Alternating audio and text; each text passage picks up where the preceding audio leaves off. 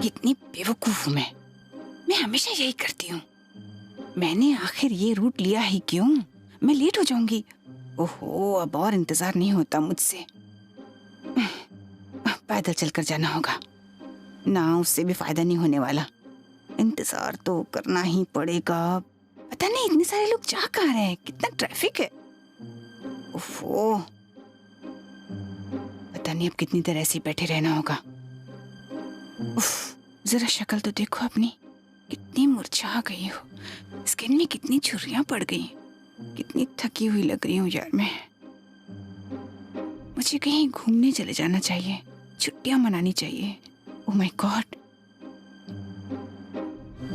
इस नौजवान को भी अभी आना था। प्लीज मुझे इस हाल में मत देखना। ये मैं क्या कर रही हूँ? क्या हुआ अगर वो मुझे देख लेगा तो? मेरा उससे क्या मतलब है? मैं जो हूँ वो हूँ। मैं जानती हूँ मैं चाहकर भी इससे दूर नहीं। मैंने कितनी कोशिशें की, क्या क्या नहीं किया। मुझे लगता है मुझे शराब पीनी छोड़ देनी चाहिए। मैं धरती पर बोझ हूँ, अपने माता पिता के लिए कुछ नहीं करता और हमेशा खाने के बारे में सोचता हूँ। पता नहीं कितनी रातें यूं ही बिना सोए बीतेंगी मेरा क्या होगा। कितना उदासी भरा है आज का दिन। मेरा तो कुछ काम करने का मन ही नहीं कर रहा है। पता नहीं आज ऑफिस में क्या होगा। शायद सब कुछ ठीक हो, पता नहीं ठीक होगा या नहीं। चलो देखते हैं।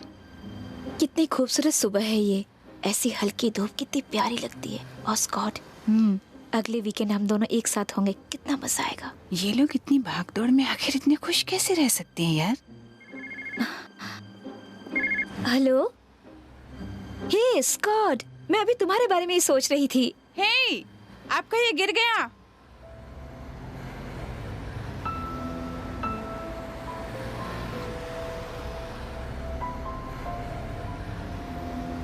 मैं बदलना चाहती हूँ।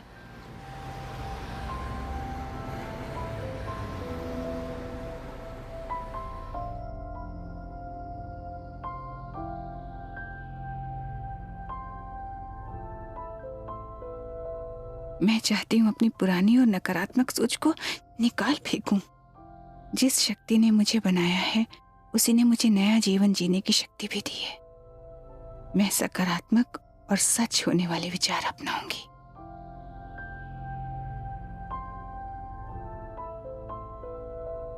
मैं एक नई शुरुआत करूंगी, यहीं अभी, इसी वक्त से।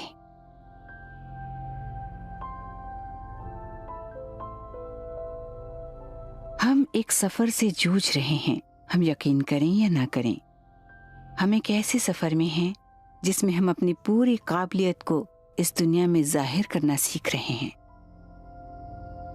हम में से कईयों ने ये सीख लिया है कि हमारी सोच उस बाहरी दुनिया का ही प्रतिरूप है, उसका प्रतिरूप जो हमारे साथ हो रहा है। पर क्या हो अगर ये दुनिया ऐसे काम ना करती हो तो? क्या हो अगर जो भी सोच आप अपने दिमाग में लाते हो उससे आप अपना वर्तमान और भविष्य तय कर रहे हो? क्या हो अगर आप अपनी आने वाली जिंदगी की कहानी उस सोच से लिख रहे हो जो आप अभी सोच रहे हैं? तो हो सकता है अगर हम अपनी सोच में बदलाव लाने के लिए तैयार हो जाएं, तो कई शानदार उम्मीदें हमारे सामने खुद ब खुद दिखने लगेंगी और हमारी जिंदगी एक नए मोड़ की ओर मुड़ जाएगी। और ये सब तब शुरू होगा जब आप अपना पहला कदम उठाएंगे।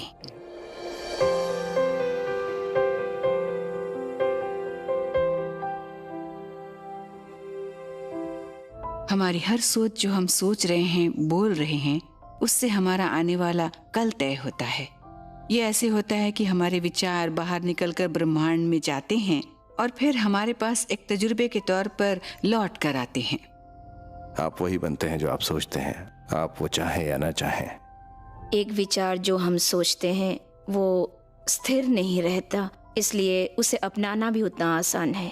तो जब आप ये दिल से फैसला कर लेते हैं खुद को बदलने के लिए, जिसे आप कहते हैं नेगेटिव से पॉजिटिव होना, आप अपनी सोच के बिंदु को बदल रहे हैं। अगर आप ये समझ जाते हैं तो फिर और क्या चाहिए।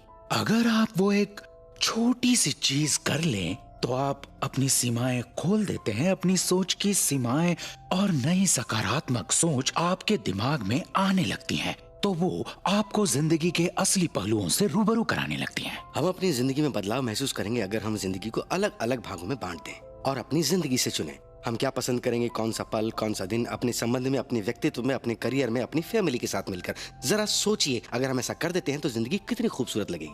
हम हर वक्त सेल फोन पर बिजी रहते हैं, हम किसी को मैसेज भेजते हैं, कंप्यूटर के सामने रहते हैं, इंटरनेट के जरिए जुड़े रहते हैं, हम टीवी देखते हैं, लेकिन हम हर वक्त अपने से बाहर ही क्यों देखते हैं? हम लोग जरा भी अपने अंदर की ताकत को नहीं भांपते, क्योंकि हम हमेशा बाहर से ही मदद की उम्मीद करते हैं, जबकि वो ताकत हमारे अंदर ही मौजूद है।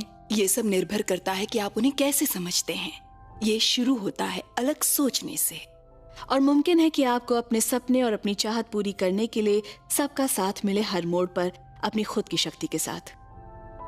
आपकी इच्छा अपने आप को ऐसा इंसान बनाने की होती है जो अपनी जिंदगी में जो चाहे वो पाले, जैसे संबंधों की कामना करे वो पाले। अपने आप को ऐसी स्थिति में पहुंचाना जहां कभी कोई कमी महसूस ना हो। तो आपको बस वो तरीका अपनाना है अपनी जिंदगी में उस चीज के महत्व को समझने की चाहत के साथ।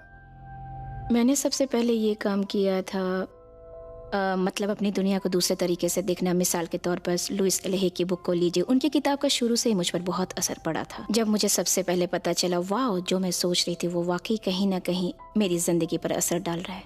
हम ये अब जानते हैं कि हम अपने दिमाग में अपनी सोच और अपने विचारों का एक अलग पैटर्न बना सकते हैं, जो हमारे दिमाग में पहले से मौजूद पैटर्न को बदल देता है और अलग तरह से चमकता है।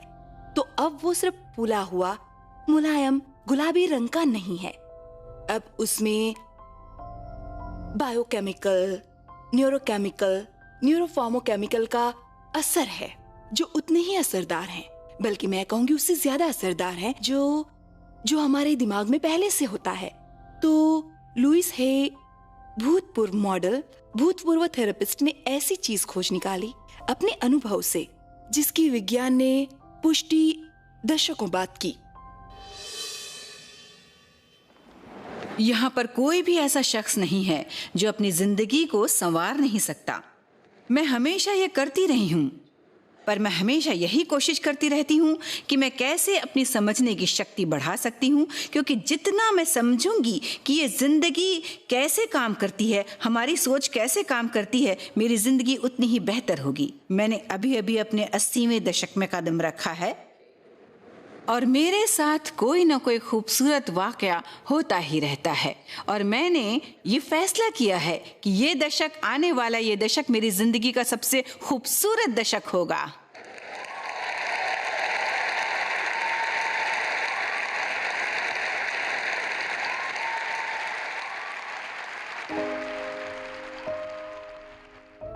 जहां तक मेरा ख्याल है, मेरी जिंदगी बहुत खूबसूरत थी जब तक मैं 18 महीने की थी।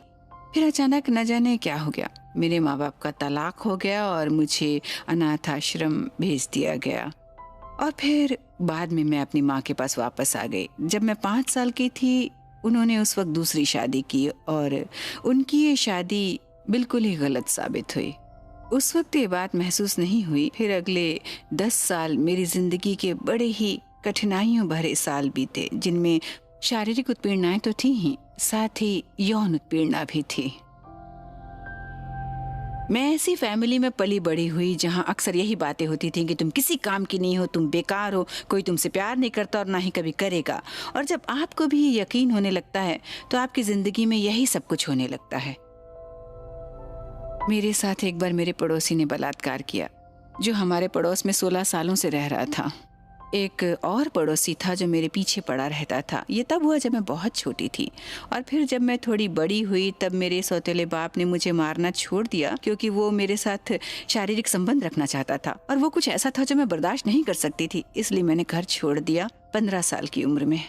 मैं कुछ नहीं जानती थी कि समाज में कैसे रहा जाता है, नहीं जानती थी मैं, पर मैं घर से भाग चुकी थी। मैं प्यार की भूखी थी और जो भी मुझसे प्यार से बात करता मैं उससे संबंध बना लेती, और इसलिए मैं 1 साल में ही माँ बन गई। मैं उस बच्चे का ख्याल नहीं रख सकती थी क्योंकि अपना ही ख्याल रखना नहीं आता था, पर मैंने अपने बच्चे के लिए बहुत अच्छा घर ढूंढ लिया। एक जोड़ा था जिन्हें बच्चा चाहिए था पर उनको हो नहीं रहा था, तो मैंने अपना बच्चा उन्हें सौंप दिया और कुछ दिनों बाद वहाँ उनसे दूर चली गई और मैंने उसके बारे में सोचा तक नहीं। फिर उसी रोज़ मैं अपने घर वापस गई और अपनी माँ से कहा मैंने कि आपको अब और सहने की ज़रूरत नहीं है, हम यहाँ से चले जाएंगे। और फिर मैं और मेरी माँ वहाँ से चले गए। उसके बाद हम तकरीबन 1 साल साथ रहे। फिर मैंने अपने आप में सोचा कि अब ये ठीक हैं, इन्हें कोई दुख तकलीफ नहीं, खुश हैं। फिर मैं वहाँ से चली गई। फिर मैं वहाँ से शिकागो गई 3 हफ्तों के लिए, पर 5 साल बाद लौटी। और फिर मैं न्यूयॉर्क गई 3 हफ्तों के लिए, वहाँ 30 साल रही और अपनी ज़िंदगी के उतार चढ़ावों से जूझती, अपने हिसाब से बेहतर करती जितनी मुझ में समझ और अक्ल थी, जो दरअसल थी ही नहीं। मैं जनरल स्टोर में काम करने लगी रोजी रोटी कमाने के लिए। और जब मैं न्यूयॉर्क गई तो ज़िंदगी थोड़ी बदल सी गई। मैं एक मॉडल बन गई, एक शो मॉडल। मैं पढ़ी लिखी नहीं थी, इसलिए ये एक बेहतर व्यवसाय था मेरे लिए, क्योंकि मैं पढ़ी लिखी नहीं थी तो पढ़ाई लिखाई वाली नौकरी नहीं कर सकती थी। मैंने कई सालों तक मॉडलिंग की। फिर मैंने एक हाई क्लास इंग्लिशमैन से शादी की, जो काफ़ी अच्छा तजुर्बा रहा, और मैंने तब तक मॉडलिंग छोड़ दी थी। मैं तो कहूँगी हमारे साथ बिताए गए वो 18 साल वाकई अनमोल थे। मैंने ज़िंदगी के बारे में बहुत कुछ सीखा। वो एक तरह से मेरा समाज में रहने की ट्रेनिंग वाला पीरियड था, क्योंकि वो मुझे ज़रा भी नहीं आता था और पार्टीज़ करते करते मैं ये सब कुछ सीख गई थी। पर जब मेरा उससे तलाक हुआ, मुझे वैसा ही लगा जैसा कई औरतों को ऐसे मौके पर लगता है कि मैंने सब कुछ खो दिया, अब कुछ ठीक नहीं होगा, ज़िंदगी दोबारा वैसी ही हो गई। और इसके पूरे 5 साल बाद की बात है जब मुझे ये ग्रुप मिला जिसका नाम था चर्च ऑफ रिलीजियस साइंस, जहाँ मैंने सुना था अगर आप अपनी सोच बदल सकते हैं तो अपनी ज़िंदगी भी बदल सकते हैं। और वहीं से मेरी ज़िंदगी सही मायनों में बदलनी शुरू हो गई। हमारे यहाँ सभी प्रवक्ता हैं जो सभी आपसे एक ही बात कहेंगे, सचमुच, पर हम यहाँ उसे कुछ अलग तरीके से कहना चाहेंगे और हम चाहते हैं कि यहाँ हर कोई उसे अलग तरीके से ही सुने। जैसे मैंने कुछ कहा तो आप में से किसी को समझ आएगा और कोई कहेगा भाई ये क्या कह रही है, कोई अलग शख्स कुछ और कहेगा, 4-5 लोग कुछ और कहेंगे, 8-10 कुछ और कहेंगे, मगर अलग तरीके से समझेंगे। और आप लोग कहेंगे अरे भाई क्या बात है, क्या कमाल कहा इसने।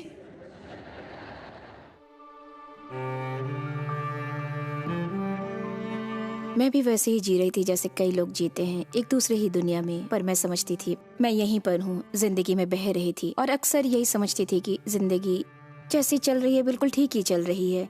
दरअसल मैं अपनी जिंदगी का शिकार खुद ही बन गई थी। वाकई में अपनी जिंदगी बहुत ठंडे तरीके से जी रही थी। दरअसल मेरी जिंदगी के कुछ मायने ही नहीं थे और ये मैं जानती थी कि कुछ कमी है। हमारा टैक्स का बिजनेस था। मैंने काफी कम उम्र से ही डैडी के साथ काम करना शुरू कर दिया था। तब मेरी उम्र 16 साल की रही होगी। उनका बिजनेस तब घर में था, फिर हम लोग बिल्डिंग में शिफ्ट हो गए और मैं 25 साल से कम साल की थी जब हमारा बिजनेस खाक हो गया। एक सुबह मुझे एक कॉल आया। वो मेरी मम्मी ने कॉल किया था और उन्होंने बताया कि ऑफिस के बिल्डिंग में आग लग गई है। जब मैं वहाँ गई तो फायर ब्रिगेड थे, पुलिस थी और न्यूज रिपोर्टर्स की भीड़ जुटी हुई थी। जो भी चीजें मेरी जिंदगी में अहमियत रखती थी वो मेरे ऑफिस में थी। मेरा एक शानदार फ्रंट ऑफिस था जिसमें कांच लगा था और मैं उसमें से बाहर झांकती थी। जब मैं 12 साल की थी तब मुझे बॉस्टन लाया गया क्योंकि मुझे तकलीफ थी। मेरी स्पाइनल कॉर्ड पूरी तरह से खराब थी और मुझे याद है मैं उन डॉक्टर्स को देखकर सोच रही थी कि मैं भी एक दिन डॉक्टर या साइंटिस्ट बनूंगी। तो मैंने प्री मेड पास कर लिया छोटी ही उम्र में। तो उस दौरान मैं तकरीबन 17 घंटे एक दिन में सोने लगी। उन्होंने मुझे दवाई दी और दवाई के असर से मुझे सर दर्द रहने लगा। फिर उसके लिए और दवाई दी, इसलिए मुझे कुछ और करके अपना दिल बहलाना था। मैं वही बॉस्टन में एक बुक स्टोर में गई।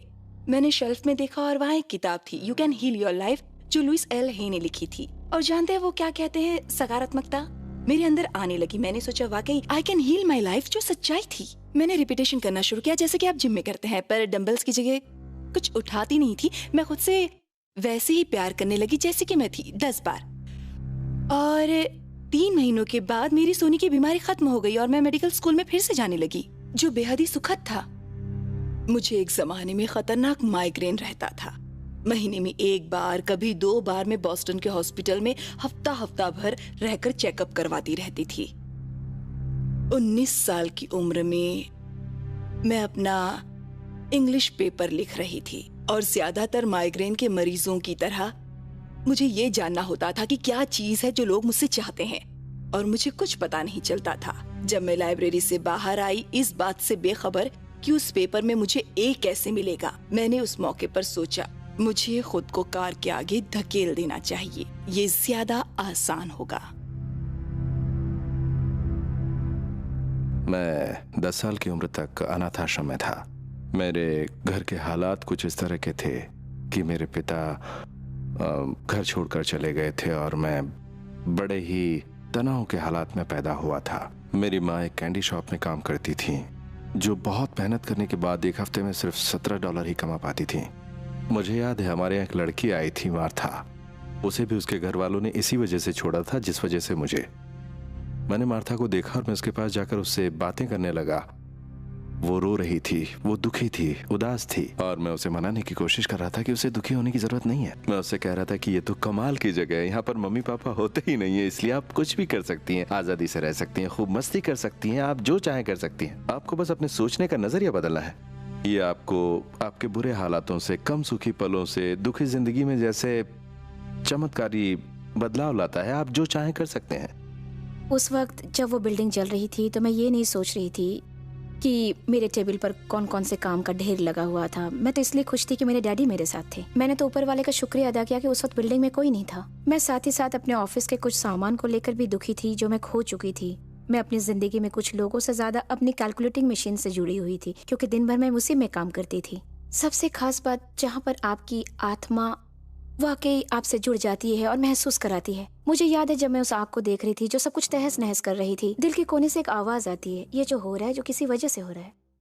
हो सकता है तुम्हें उस वक्त ये थोड़ा अजीब लगे, खतरनाक लगे, पर इससे वाकई एक अजीब सी चीज निकलेगी जिसे हम देखते रह जाएंगे। तो मैंने अपनी सभी भावनाएं, अपनी पॉजिटिव थिंकिंग उठाकर फेंक दी, क्योंकि अब देखा जाए तो सही मायनों में सामान्य महसूस होने लगा था। कुछ साल तो ऐसा ही चला, पर अचानक सब कुछ बदल गया। पता नहीं क्यों उस वक्त मैं अपनी पीएचडी कर रही थी, फिर मैं डिस्क वगैरह जाने लगी और इंटेलेक्चुअल चीजों में मेरा मन नहीं लगता था, और एक न्यूरोसर्जन को ऐसा नहीं होना चाहिए था। इसलिए मैंने चुनी साइकेट्री, क्योंकि मुझे वही करनी थी और वो हो गया। पर एक बात ध्यान देने वाली है, ये सब होने के बाद मुझ में आध्यात्मिकता पनपने लगी। तो मैं अपने रूम वापस गई और मैंने अपने मॉम डैड को फोन किया। मैंने कहा मुझे यहाँ ठीक नहीं लग रहा, कुछ नहीं हो रहा। तो मेरे डैड ने कहा तो छोड़ दो, तुम घर वापस आ जाओ। और मैंने अपना दिमाग बदल दिया, और उस मौके पर मेरी सोच ही मेरे काम आई। अब तक शायद सिर्फ 3-4 हुए होंगे मेरी पूरी जिंदगी में, क्योंकि मैंने इस दिमाग का पैटर्न बदल दिया था। मैं ये सोचती थी कि मुझे ये करना है, तो मैं अपनी पूरी जिंदगी में यही कोशिश करती रही कि कैसे चीजें सही हों, और सही इस आधार पर कि समाज में, और अगर मेरे केस में मेडिकल की दृष्टि में ये सही है।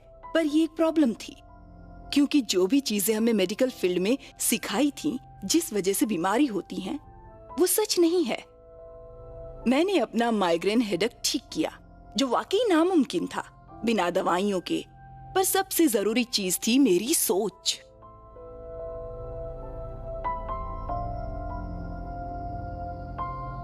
कुछ लोगों को लगता है कि बदलाव एकदम झटके जैसा होता है, वैसा ही जैसा ठंडे पानी में डुबकी लगाना। पर अगर आप अपने आप को ढीला छोड़ दें उस ताकत के हवाले, तो आप बिना किसी परेशानी के पार हो जाएंगे। मेरे साथ अच्छा नहीं हो सकता, मैं हमेशा थकी हुई रहती हूँ, मैं कभी जीत नहीं सकती, मैं खुश नहीं रह सकती, कभी नहीं, कभी नहीं। आप अपना सफर कभी भी शुरू कर सकते हैं, जब भी आप चाहें। और हो सकता है आप अपना सफर किसी महल से शुरू कर रहे हों या किसी झोपड़ी से, पर शुरुआत आप कहीं से भी करें, बुद्धिमत्ता और ज्ञान के दरवाजे हमेशा खुले रहते हैं।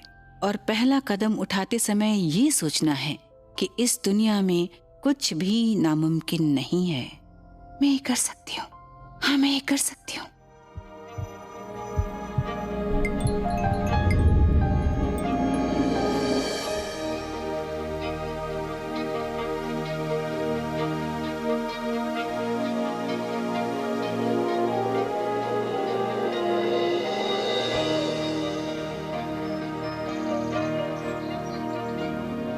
जब आपके साथ ऐसा होता है तो आप महसूस करेंगे कि आपका अपनी जिंदगी पर पहले से ज्यादा काबू है, जो आपको मुश्किल लगता है, और अपने तजुर्बों पर भी काबू पाने की शक्ति मिल जाती है। एक ऐसी भावना आपके अंदर जगती है जो इतनी मीठी होती है, इतनी रस भरी होती है कि आप अपनी सोच का तरीका ही बदल देते हैं।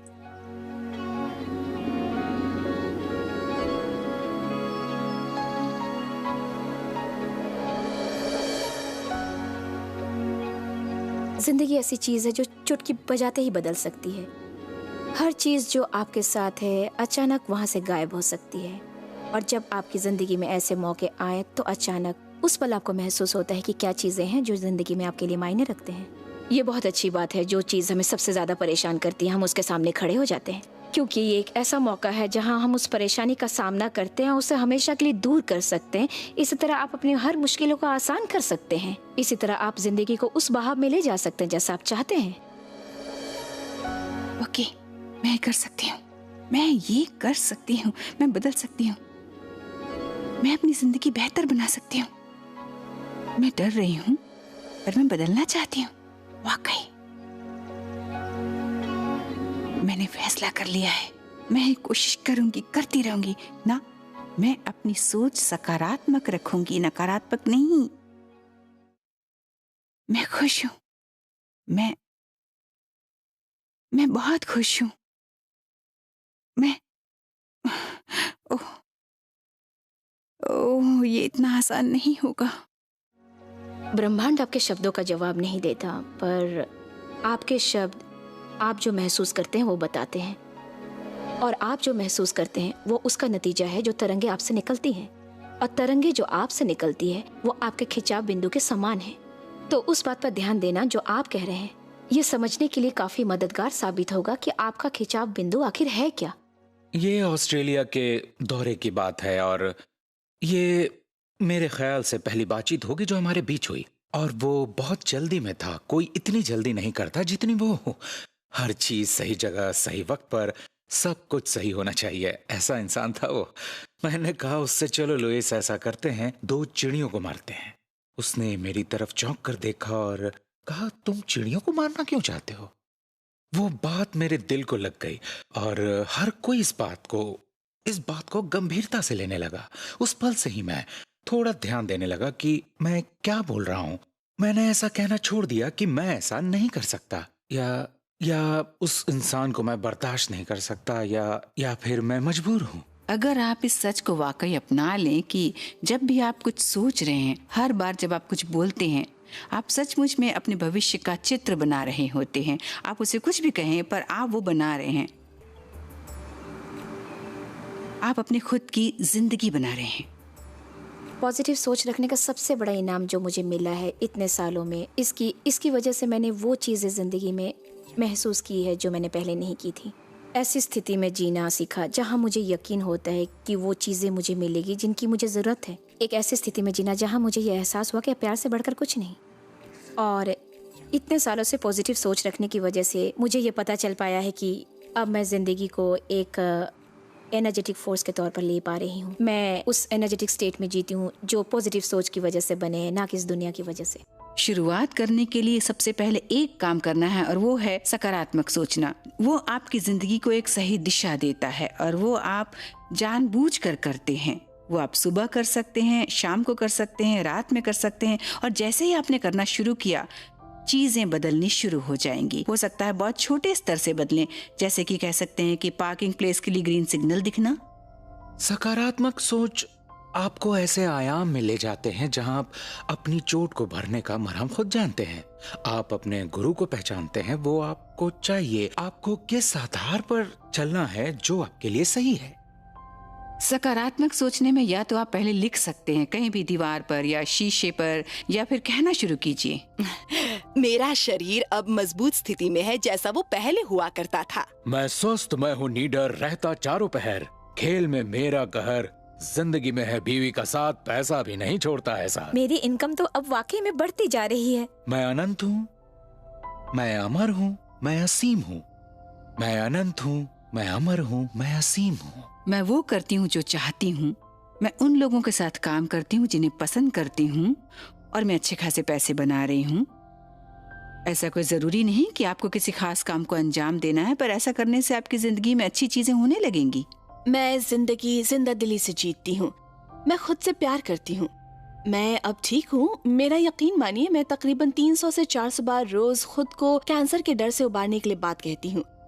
और मेरा मानना है कि सिर्फ कहने से कुछ नहीं होगा, आपको अपनी बात पर यकीन भी होना चाहिए।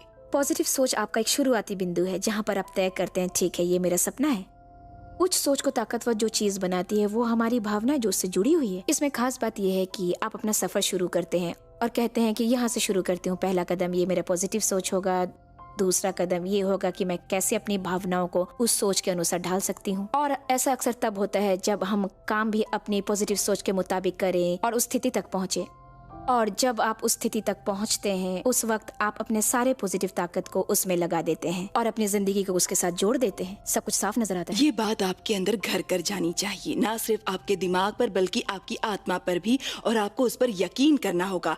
और जब इसे पहली बार करते हैं तो आपको लगता है जैसे ये ढोंग है, थोड़ा बनावटी लगता है, पर कुछ समय बाद आप कहते हैं कि हाँ ये तो चाहिए, ये सही है। हाँ, मैं तो लोगों से कहती हूँ कि आप आईने के सामने खड़े हो जाइए और उसके बाद अपनी आंखों में देखिए। अपनी आंखों में देखने से खूबसूरत एहसास कोई नहीं है। और खुद को अपनाना और ये देखना कि कैसे आप अपने आप को नकार सकते हैं जब आप अपने बारे में कुछ अच्छा भी बोल सकते हैं। तो मैं ऑफिस जा रही थी जब मैंने पहली बार लुइस की बात महसूस की। वो कहती है नहीं, आपको 20,000 बार एक दिन में कहना पड़े, और जब भी मन में आपके नकारात्मक विचार आए तो उस विचार को अपने सकारात्मक सोच से बदल लें। जब मैंने ये किया तो मुझे महसूस हुआ मैंने ये बात पहले क्यों नहीं सोची। मुझे लगा मैं अब तक अंधकार में थी। ये ऐसा है जैसे आप जमीन में बीज बोते हैं, और ये जरूरी नहीं है कि ये उसी समय सच हो, पर हम ये जानते हैं ये बात होगी। तो आप वो बीज बोते हैं और उम्मीद करते हैं कि पौधा निकले। आप ऐसा नहीं करते कि 2 दिन बाद ही मिट्टी खोद कर देखें क्या हुआ, पौधा निकला कि नहीं निकला। आप इंतजार करते हैं पौधे के निकलने का, क्योंकि आप जानते हैं ये एक प्रक्रिया है। वो बीज जरूर पौधा बनेगा अगर सही मिट्टी में बोया गया है और उसे सही खुराक मिली है। तो अक्सर लोग इस बात को ठीक से समझने में कई तरीके अपनाते हैं। मैंने कई बार लोगों को कहते सुना है कि वो अपनी जिंदगी में अच्छे संबंध चाहते हैं, जिंदगी में समृद्धता चाहते हैं, और वो ये बात हवा में ही कहते हैं।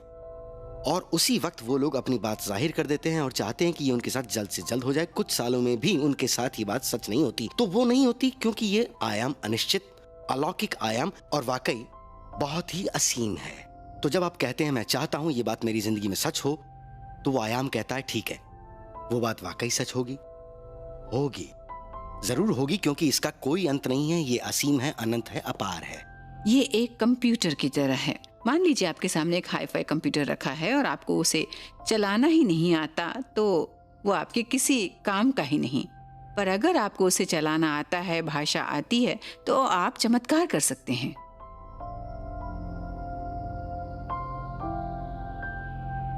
जब मैंने नौकरी छोड़ी तब ये बात तकरीबन शुरुआती 90 दशक की होगी। तब मैं नॉर्दर्न मैक्सिको के हाई डेजर्ट में था। मैं वहीं रहता था। दुनिया की खूबसूरत जगहों में से एक है। उसी दौरान वहाँ साउथ वेस्ट अमेरिका के रेगिस्तान में इतिहास का सबसे खतरनाक सूखा पड़ा था। तभी मेरे एक दोस्त ने मुझे फ़ोन किया। उसने कहा, ग्रेग क्या तुम मेरे साथ चलना चाहोगे? एक ऐसी जगह मुझे काफ़ी पसंद आया जो उसने कहा, एक ऐसी जगह जहाँ दोनों दुनिया का मेल होता है, वो भी बारिश को लाने के लिए। और उसे मुझे दोबारा पूछने की जरूरत नहीं पड़ी। मैंने कहा क्यों नहीं। और हम तयशुदा जगह पर मिले। हमारे सामने था 35,000 एकड़ का बड़ा भारी फैला हुआ रेगिस्तान, जिसे पार करके हम पहुंचे एक पत्थर से बने गोले के पास, जो वहां बहुत पहले से था। वो भी नहीं जानता था कि कब से। वो पत्थर उससे पहले किसने वहां रखे थे। और जो मैंने देखा उसके लिए मैं तैयार नहीं था कि मेरे दोस्त डेविड ने वहां जाकर अपने जूते निकाल दिए। उसने नंगे पैरों से उस गोले में कदम रखा। उसने अपनी आंखें बंद की और सबसे पहली चीज जो उसने की वो ये था कि अपने पूर्वजों को याद किया। उसने जोर से कहा, ऐ मेरे सभी पूर्वजों, पितरों, मुझे आपका साथ चाहिए। फिर 20 सेकंड बाद उसने मेरी तरफ देखा और कहा, मुझे भूख लगी है, मुझे अब कुछ खाने के लिए चाहिए। मैंने कहा हाँ ठीक है, पर मैंने कहा तुम तो यहाँ बारिश मांगने आए थे। फिर उसने जवाब दिया और कहा, नहीं, अगर मैं बारिश के लिए प्रार्थना करता तो बारिश कभी नहीं होती, क्योंकि जब हम कुछ पाने के लिए प्रार्थना करते हैं तब हमें सिद्ध कर देते हैं कि वो चीज वहां नहीं है, और ना चाहते हुए भी हम उस स्थिति को मजबूत बना देते हैं जिसे हम बदलना चाहते हैं। मैंने कहा, अगर उन 20 सेकंड्स में तुम बारिश के लिए प्रार्थना नहीं कर रहे थे तो क्या कर रहे थे? तो उसने कहा जब मैंने अपनी आंखें बंद की तो मैं महसूस कर रहा था कि मैं नंगे पैर कीचड़ में खड़ा हूं अपने गांव में। वहां कीचड़ हो रहा है क्योंकि वहां बहुत बरसात हुई है। और उसने ये भी कहा कि मैं खुशबू ले रहा था भीनी मिट्टी की, वो खुशबू जो हमारे गांव में तेज बरसात होने से हवा में फैली है। और मैंने वह महसूस किया कि मुझे कैसा महसूस होगा जब मैं इतने बड़े बड़े मक्के के खेतों से दौड़ूंगा, उन बड़े बड़े मक्के के खेतों से जो बारिश की वजह से हरे भरे हैं। मैंने अपनी खुशी जाहिर की और धन्यवाद कहा उस बारिश को जो हो चुकी थी। जब आप अपनी पॉजिटिव सोच को बोलते हैं, पहली बार ऐसा करने से हो सकता है आप उससे जुड़ ना पाए, पर वक्त के साथ जब आप ऐसा करते हैं तो आप उसे अपनाने लगते हैं। और बेशक ऐसे कई लोग हैं जो अपनी सोच को बोलते हैं पर उसे वापस नहीं लौटा पाते हैं जैसा वो बोलते हैं, क्योंकि वो शब्दों को ही अपनी आत्मा की आवाज़ समझ बैठते हैं। पर ब्रह्मांड आपके शब्दों का जवाब नहीं देता, वो आपके तरंगों का उत्तर देता है। और जहां तक मैं समझ पाई हूं, आपकी भावनाएं ही आपकी तरंगों को तय करती है। सकारात्मक सोच और फैल जाती है जब आप इन्हें अपने सपनों के दौरान करें, क्योंकि उस वक्त मेरा मानना है आपका अहम सो रहा होता है, तर्क संगत दिमाग आराम कर रहा होता है। इसीलिए उस वक्त आपके पास एक खास मौका होता है अपने भविष्य को तय करने का, अपने दिमाग को प्रोग्राम करने का। इन सकारात्मक सोच से हमारे सपने हमारा द्वंद्व दूर करते हैं, हमारी चेतना और अचेतना के बीच, और वो हमारे मूड को भी नियंत्रित करते हैं। पर जरा सोचिए, जब हम सोने जाएं इस विश्वास के साथ कि सब हमेशा ठीक रहेंगे, हम सुरक्षित हैं और हर चीज सही वक्त पर होगी जब उसे वाकई होना चाहिए। और मुझे लगता है आप लोग भी सोचें तो आपके लिए मददगार साबित होगा। ये सोचिए कि जिस दशक में आप अभी इस वक्त हैं वो आपकी जिंदगी का सबसे बेहतरीन दशक होने वाला है। अगर मैं ये कर सकती हूँ तो आप भी कर सकते हैं। मैंने हाई स्कूल में पढ़ाई छोड़ दी थी, फिर मैंने कभी कुछ नहीं पढ़ा। अचानक मैं इस आइडिया से इतनी प्रभावित हुई कि अगर मैं अपनी सोच बदल सकती हूँ तो अपनी जिंदगी भी बदल सकती हूँ। इसलिए मैंने पढ़ाई शुरू कर दी। फिर मैं खुद को रोक नहीं पाई। मैंने बहुत सी क्लासेस ली, बहुत सी किताबें पढ़ी सभी प्रकार की, ताकि मैं इसे समझ पाऊँ ये काम कैसे करता है। और फिर 3 साल बाद मैं चर्च में जिसे कहते हैं लाइसेंस प्रैक्टिशनर, वो बनने के योग्य हो गई, जिससे मुझे ये मौका मिला कि मैं लोगों से आमने सामने बातचीत कर सकूं। और यही वो वक्त था जब ये बदलाव वाकई शुरू होने लगा था, क्योंकि तब मैंने दूसरों को सिखाना शुरू कर दिया था कि ये कैसे काम करता है और कैसे वो अपनी सोच बदलकर अपनी जिंदगी बदल सकते हैं। लोग मेरे साथ काम करके अच्छे परिणाम पा रहे थे। फिर मैंने क्लासेस लेनी शुरू कर दी और उसका परिणाम तो और भी बेहतर निकला। फिर मैंने तकरीबन 350 लोगों को लेकर वीकेंड वर्कशॉप शुरू की। एक खास बात जो मैं लोगों में परखने लगी थी कि वो क्या कहते हैं, कैसे कहते हैं और उनके शरीर में क्या गलत बात है। फिर मैंने सब चीज़ों को इकट्ठा किया और अपने दिमाग को पूरी तरह से तैयार किया वो सुनने के लिए जो लोगों ने कहा था। मैंने उन सब की एक सूची बनाई अपने तरीके से और लोगों की राय से। उसे मैंने अल्फाबेटिकल ऑर्डर से लिखा था ताकि लोग अपनी मुसीबत बताएं तो मैं उसके बारे में बता सकूं। मैंने ये क्लास में अपनी एक फ्रेंड को दिखाया तो वो बोली, ओह ये तो बहुत अच्छी बातें हैं, क्यों ना तुम इससे एक किताब तैयार करो। मैंने कहा, ओह वाकई एक किताब। तो मेरी पहली किताब आई थी 1976 में, जिसका नाम था हील योर बॉडी। वो थी शरीर में होने वाली तकलीफों की दिमागी वजह, उसके बारे में, और उन्हें कैसे सही किया जा सकता है उसके बारे में। मुझे पूरा यकीन था कि बड़े बड़े पब्लिशर्स मेरी किताब को छापने में जरा भी दिलचस्पी नहीं दिखाने वाले, और अगर दिखाएंगे भी तो वो जरूर उसमें कुछ चेंज लाना चाहेंगे, क्योंकि मेरा आइडिया उस दौर के लिए बहुत ही स्वच्छंद था कि आपकी सोच आपकी जिंदगी बदल सकती है। और मैं ये बात उसी तरह लोगों से कहना चाहती थी जैसा मैं कह रही हूँ, एक शब्द भी इधर उधर नहीं, क्योंकि मुझे पता था मैं क्या कर रही थी। इसलिए मैंने वो किताब खुद प्रिंट की। मैंने चर्च के प्रिंटर से ये प्रिंट करवाई क्योंकि मुझे पता नहीं था और कहाँ जाना चाहिए, और ये किताब 12 पन्नों को जोड़कर बनी थी। और मुझे याद है जब मैं इसे पहली बार अपने टीचर के पास ले गई, दिखाया उन्हें, तो उन्होंने कहा, ओ लुइस ये तो बहुत अच्छी किताब तुमने छापी है, अच्छा काम किया। कितनी कॉपीज छापी? 200? मैंने जवाब दिया, नहीं, 5,000। उन्होंने कहा, दिमाग ठीक है तुम्हारा, तुम कभी नहीं बेच पाओगी। पर 2 साल बाद मैंने कर दिखाया, सारी बेच दी। मैंने कई कॉपीज अपने इलाके के चर्चेज में बांटी जहां मैं जाया करती थी, और मैंने ऑर्डर फॉर्म भी भेजे साथ, और कईयों ने वो ऑर्डर्स भी दिए। तो इस तरह ये थी मेरी पहली किताब। जब मैंने वो किताब देखी तो मुझे नहीं लगा वो मुझ पर काम करेगी, पर जब मैं घर आई और फैसला किया कि उसे अपनाऊंगी, उस वक्त मेरा फाइब्रोमायोल्जिया का इलाज चल रहा था। मैं हमेशा थकी रहती थी। मेरा खुद का बिजनेस था, पर मेरी एनर्जी इतनी कम रहती थी कि मैं हफ्ते में सिर्फ 20 घंटे ही काम कर पाती थी, और मैं अपने बच्चों की तरफ ध्यान नहीं दे पा रही थी, ना ही अपनी जिम्मेदारियों की तरफ। फिर मैंने उसमें लिखी सकारात्मक बातों पर ध्यान दिया। मेरे शरीर में अब अपनी पूरी एनर्जी थी जितनी उसमें होनी चाहिए। मैं ये फर्क सिर्फ एक ही हफ्ते में महसूस करने लगी थी। मैं हमेशा ये कहती थी, और मैं वो आईने वाली प्रक्रिया करने लगी। मैं आईने के सामने जाती थी, शब्द मेरे गले में अटकते थे, पर फिर भी मैं आईने में देखकर खुद से कहती थी, मैं तुमसे प्यार करती हूँ जैकी, तुम जैसी भी हो बहुत अच्छी हो। क्या बात है, अब मैं जा सकती हूँ। मुझे रास्ता मिल गया, कोई मुझे रोक नहीं सकता। मैं स्वस्थ महसूस कर रही हूँ। जब सांस लेती हूँ तो हवा का एहसास होता है। मुझे खुशी हो रही है कि मैं इस दुनिया का हिस्सा हूँ, और शायद यही चीजें मुझे चाहिए थी। मैं ठोकरों से नहीं डरूंगी। मैं जानती हूँ मैं सही रास्ते पर जो हूँ। जब भी हम पर निराशा छाती है तो उसमें हास्य हमेशा होता है। हास्य हमें ऊपर वाले के नजदीक ले जाता है। वो हर स्थिति को खुशनुमा बना देता है, लेकिन उस स्थिति में पहुंचने से पहले वो वक्त आप ऐसे महसूस करते हैं जैसे कोई दर्दनाक खुशी या खुशनुमा दर्द, जहां आप शायद टूट जाएं और फूट फूट कर रोने लगे। जब कोई मुसीबत में होता है तो मैं उनके बारे में सोचती हूँ, ठीक वैसे जैसे कोई फिल्म देखकर निकल रहा हो, जैसे कोई डरावनी फिल्म। उनके आंसू असली हैं, उनका डर असली है, पर जो उन्होंने देखा, जो वजह है उनके रोने की, वो असली नहीं है।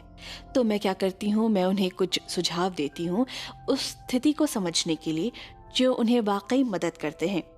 आप अपनी जिंदगी में कई प्रकार की चुनौतियां झेलते हैं, सब झेलते हैं, इसमें कोई बड़ी बात नहीं है, पर आप उन चुनौतियों को कैसे संभालते हैं वो मायने रखता है। अब मुझे पता चल गया है कि जो कुछ भी मेरे साथ गलत हुआ है वो दरअसल मेरे लिए सही था, और अगर अब मैं चाहती हूँ कि मेरे साथ अच्छा हो तो मैं बस इंतजार करती हूँ कि वक्त जो भी तय करेगा अच्छा करेगा।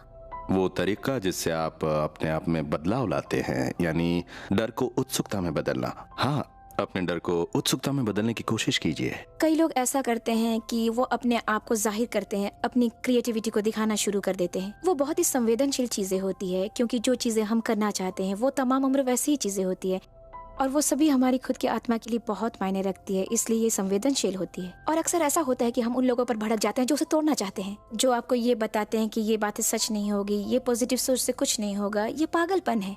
वहाँ पर आप उन लोगों का साथ छोड़ देना चाहते हैं, आप उन लोगों के साथ आगे बढ़ना चाहते हैं जो आपका हाथ पकड़कर कहे कि हम तुम्हारे सफर में साथ देंगे।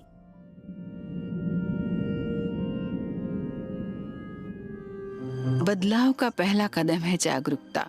जब आप सफर में चुनौतियों का सामना करते हैं तो पीछे मुड़ना काफी आसान होता है, और किसी को उसका दोष देना और भी आसान। पर बदलाव के लिए कोई भी बाहरी चुनौती को आपके बदलाव में आपके अंदर की बाधा का प्रतिबिंब देखना होता है। मैं जानती हूँ जब लोगों को पता चलेगा तो वो सोचेंगे मैं पागल हो गई हूँ। मुझे पता है, पर मैं उनकी तरफ ध्यान नहीं दूंगी। मैं मस्त रहूंगी जैसा हमेशा से मैं करती आई हूँ। 15वीं और 16वीं शताब्दी से पहले सभी जहाज सिर्फ लकड़ियों से ही बनाए जाते थे। इसलिए नहीं क्योंकि तब लोहा मौजूद नहीं था या स्टील नहीं होता था, बल्कि इसलिए क्योंकि ये धारणा थी कि लकड़ी तैरती है, तो इसलिए हमें जहाज भी उसी चीज से बनाने होंगे जो तैरती है। फिर किसी को पता चला और उसने सबको बताया कि ये मायने नहीं रखता कि जहाज किससे बना है, वो तैरता इस वजह से है कि वो पानी कितना दूर हटाता है पानी में उतरने के बाद। और इसी बारे में मैं हमेशा सोचता हूँ, क्योंकि जो आप चाहते हैं और उसके बारे में जो आप मानते हैं वो आपने ही बनाया है उन चीजों के लिए जो आप चाहते हैं। लॉ ऑफ फ्लोटेशन कभी सामने नहीं आता अगर लोग डूबने की धारणा पर चलते। मैं अलग हूँ, मैं उन लोगों की तरह नहीं जो सपनों में यकीन रखें, करिश्मे का इंतजार करें, जो तीसरी शक्ति को मानते हैं। ये क्या है? ये सच नहीं है। ये तो किसी कलाकार की सोच लगती है। हम अपना जीवन उसी आधार पर जीते हैं जो हम मानते हैं। हमारे बारे में, हमारी दुनिया के बारे में, हमारी क्षमता या सीमा के बारे में। ये मान्यताएं आती कहां से हैं? ज्यादातर तो दूसरे लोगों से, जो हमें बताते हैं। इतिहास, विज्ञान, धर्म, परिवार, सभ्यता। पर अगर वो गलत हो तो? हमेशा लोग मुझे बताते रहे कि क्या करना है, पर क्यों? मेरी माँ की बात करूं तो है, एक बार मैं सोच सकती हूँ, मतलब एक बच्चा किस किस की बातें सुनकर बड़ा हो, उसे भी अपना रास्ता चुनने का हक है। और मेरे पापा कोई वेन डायर नहीं थे, ये तो मैं दावे से कह सकती हूँ। जो भी शिकायत आप हमेशा हर वक्त करते रहते हैं, मतलब आपके अंदर एक अनजान आकांक्षा है। और अब मैं इतनी बड़ी हो गई हूँ कि अपनी जिंदगी बदल नहीं सकती। उम्र ढल गई है, अब कोई फायदा नहीं। सकारात्मक होना कई सालों पहले क्यों नहीं शुरू किया मैंने? मेरे ख्याल से ये तब शुरू होता है जब आप ये महसूस करते हैं कि आप खुद से प्यार नहीं करते। कई लोग ऐसा समझते हैं, कईयों को लगता है ये ठीक नहीं है, उन्होंने कुछ ठीक नहीं किया, ना ही कर पाएंगे, वो कभी किसी कसौटी पर खरे नहीं उतरेंगे, कोई उन्हें प्यार नहीं करेगा। दरअसल जब हम ऐसे माहौल से आते हैं तो ये बहुत मुश्किल हो जाता है खुद के लिए कुछ अच्छा सोच पाना। चीजें पहले इतनी खराब नहीं लगी थी, पर अब तो मैं ठीक हूँ। पर ये क्या हो रहा है मेरे साथ? मैं रास्ता भी देख रही हूँ, सब कुछ समझ में भी आ रहा है, पर एक उलझन सी क्यों हो रही है मुझे? कम से कम मैं यहाँ चीजें खुद जान सकती हूँ। मैं बॉस नहीं हूँ, पर मुझे पता है चीजें कैसे संभालनी है, और आने वाले भविष्य में जो चीजें काम करेंगी मैं कोशिश करूंगी कि उसे वैसे ही रहने दूं, उन्हें बदलूं ना, क्योंकि अगर मैं नाकामयाब हो गई तो मुझे वापस चले जाना चाहिए। इन सब के लिए मेरे पास वक्त नहीं है, और भी कई काम है करने के लिए। चलो ठीक है, बाद में आऊंगी। मेरे पास जॉब है, काम है, मुझे जाना चाहिए। कई बार ऐसा होता है, हमें पता ही नहीं होता कि अगला कदम क्या होगा, हमें कौन सा कदम उठाना चाहिए, क्योंकि पॉजिटिव सोच के साथ आपका काम वो चमत्कार कर सकते हैं ना। और कई बार ऐसा होता है कि क्या करना है, कैसे करना है, कब करना है, हम इसे एक दूसरा नाम देते हैं। हम सोचते हैं हम डर गए हैं या किसी मुसीबत में फंस गए, अब यहीं पे हम अटकते हैं। लोग मुझे वाकई पागल समझेंगे, वो सोचेंगे पता नहीं मुझे कोई दिमागी बीमारी तो नहीं हो गई है, हंसेंगे मुझ पर। मुझे घर जाना चाहिए, ज्यादा देर रहना ठीक नहीं है यहाँ। नहीं, मुझे जाना चाहिए, यहाँ ज्यादा देर रहना ठीक नहीं है। पर मैं हूँ कहाँ?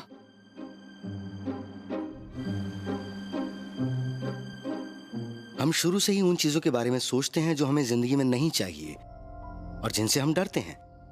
हम सुबह उठते हैं, सुबह 6 बजे की न्यूज सुनते हैं, फिर अपना दिन देखते हैं और सोचते हैं, कहते हैं ओ आज मेरे साथ ऐसा ना हो, कहीं वो मुझे ना मिल जाए। जहां से हम ऐसा महसूस करना शुरू करते हैं जो हमें नहीं चाहिए, बजाय उन चीजों के बारे में सोच के जो हमें चाहिए।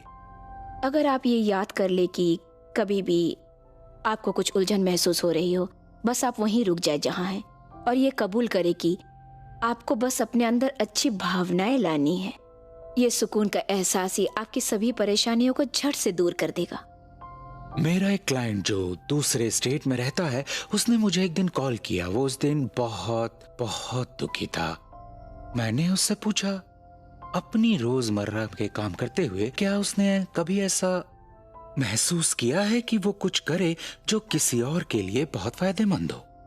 और उसने इसके बारे में बहुत देर तक सोचा और कहा, एक वृद्ध महिला है जो मेरे अपार्टमेंट के ठीक नीचे रहती है। आज जब मैं घर लौटा तो मैंने देखा कि उसके अपार्टमेंट के आगे का एरिया गंदा पड़ा है और वहां सफाई की जरूरत है। तो मैंने कहा ठीक है, उसकी डोरबेल मत बजाना, बस चुपचाप अपना झाड़ू ले जाओ। और मैं उसके साथ फोन पर ही था। मैंने कहा नीचे जाओ झाड़ू लेकर और वो जगह साफ कर दो, मैं इंतजार कर रहा हूं। तो वो गया सिर्फ 15-20 मिनट के लिए, और जब वो लौटा तो वो कोई और ही शख्स था। उसने एक ऐसी चीज को अंजाम मानो दिया था, वो खुद से बाहर आकर दूसरों की मदद करता है, जिससे एक सकारात्मक शक्ति का संचार होता है। और वो वाकई एक आला इंसान बन चुका था। मैं उसकी आवाज से महसूस कर रहा था। और मेरा मानना है कि ऐसी चीजें आपके जीवन को उस तरह जीने में मदद करती हैं आपकी जिंदगी को दूसरों के लिए मदद करने वाली बनाने में। और ऐसा ही कोई आपके लिए भी सोच सकता है। मेरे साथ क्या हो रहा है? ये मैं क्या कर रही हूँ? मैं जो कर रही हूँ उससे मुझे क्या हासिल होगा? मैं हमेशा अच्छी बातें नहीं सोच सकती,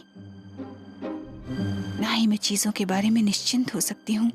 मुझे कुछ समझ नहीं आ रहा क्या हो रहा है मेरे साथ। ठीक है, शायद यही मेरी किस्मत है। मैं यहीं बैठी रहूंगी। बहुत कर लिया ये सब। कहो अब क्या करना है मुझे? वैसे मैं ये बात किससे कर रही हूँ?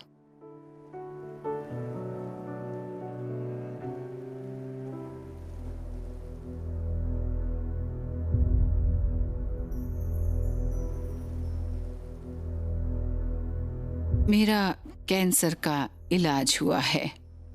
वो वजाइनल कैंसर था। अगर आप मेरा बचपन देखेंगे, वो सारे बलात्कार, वो बचपन में किए गए शोषण, आप ये महसूस करेंगे कि इसकी एक मानसिक वजह थी, और वो थी मेरे अंदर बसा गहरा गुस्सा, जिसने मुझे अंदर ही अंदर खोखला कर दिया था। तो बताइए कैंसर क्यों ना होता। मुझे याद है मैं बहुत डर गई थी, शायद सभी डरते। तो मैंने अपने टीचर को फ़ोन किया और कहा, एरिक ये कह रहे हैं मुझे कैंसर है। उन्होंने मुझे कहा कि किसने कहा? मैंने कहा डॉक्टर्स ने। उन्होंने कहा लुइस, तुमने आज तक जो कुछ भी किया है उसके बाद तुम कैंसर से तो नहीं मर सकती। यही वक्त है सकारात्मक दृष्टिकोण अपनाने का। और मैं उस पर अडिग रही और वही मेरे लिए जीवन रेखा साबित हुई।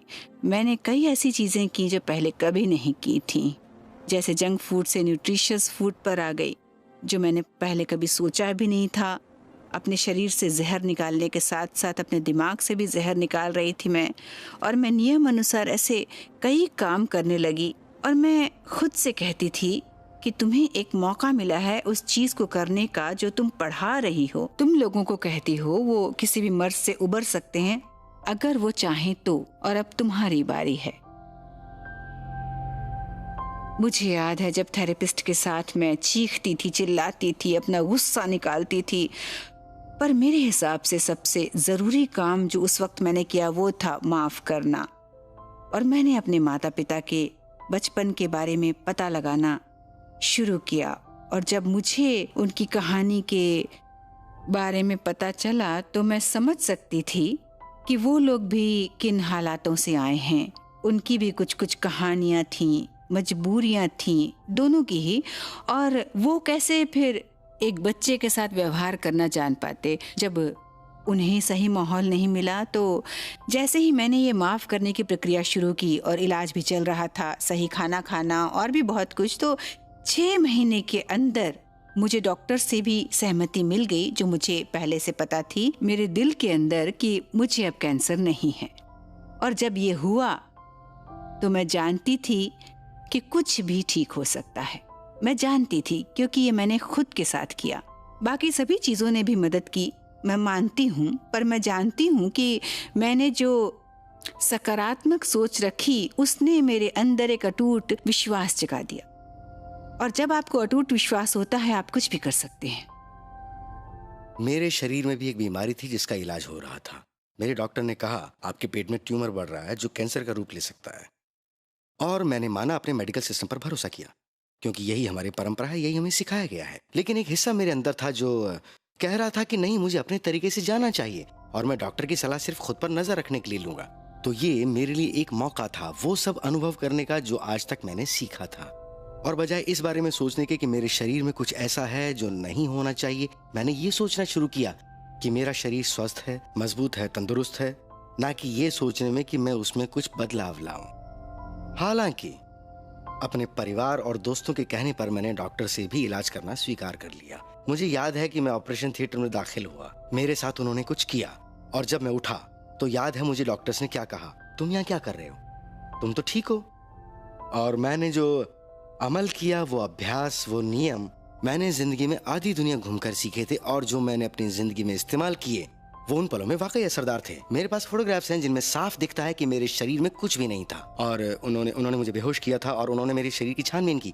इसी वजह से ये बात मैं दावे से कह सकता हूँ, किसी को भी देखकर, चाहे वो साइंटिस्ट हो या कोई भी ऑडियंस मेंबर, मैं उनकी आंखों में देखकर पूरे दावे से कह सकता हूँ कि ये सच है, क्योंकि ये मैंने खुद महसूस किया है कि एक शक्ति है आपके खुद के शरीर के अंदर। बुजुर्गों की माने तो ये ब्रह्मांड में सबसे शक्तिशाली है। 20वीं सदी के शुरुआत में फिलॉसफर नेवल ने कहा था, इंसानी शरीर के अंदर एक ऐसी शक्ति मौजूद है जिसका सामना पृथ्वी पर मौजूद कोई भी शक्ति नहीं कर सकती।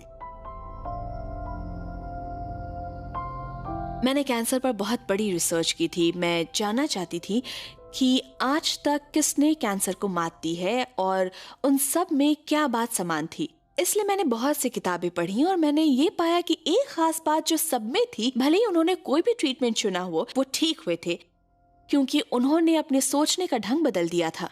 मैं जानती थी कि अपने शरीर को किसी डॉक्टर के चाकू से खुलवाने से ही पूरी तरह ठीक नहीं हो पाऊंगी, इसलिए मैं आध्यात्मिकता के लिए भी खुल गई। आपका शरीर आपका दुश्मन ही है। हाँ, ये अक्सर देखा जाता है कि जब भी कोई किसी वजह से बीमार पड़ता है तो अपने शरीर को कोस कर कहता है, ये मेरे साथ ऐसा क्यों कर रहा है, बजाय इसके कि मैं इस दौर से क्यों गुजर रहा हूँ। इसलिए मैं सोचती हूँ कि हमें अपनी सोच को बदलकर अपने शरीर से प्यार करना चाहिए। मैं बहुत शुक्रगुजार हूँ कि मुझे कैंसर हुआ, क्योंकि मुझे नींद से जगाने के लिए ये जरूरी था। हाँ, क्योंकि शायद मैं एक ऐसी इंसान थी जिसे एक जोर का झटका चाहिए था। मैं रिमिशन पर हूँ और बहुत अच्छा महसूस करती हूँ। ऐसा मैंने अपने बारे में कभी महसूस नहीं किया था। मैं अभी भी अपने आप से बोलती हूँ वो सब बातें जो उन्होंने कैंसर के बारे में लिखी हैं वो इस प्रकार हैं। मेरे अतीत में जो कुछ भी हुआ मैंने सबको माफ कर दिया। मैंने खुद के लिए खुशी चुनी है और मैं खुद को स्वीकारती हूँ और प्यार करती हूँ। ये जिंदगी बदल देता है। ये एक ऐसी चीज है जिसमें मैं सिर्फ अपनी बीमारी ठीक होने के लिए खुश नहीं हूँ, बल्कि अंत में मैं खुद को पहले से ज्यादा बेहतर पाती हूँ।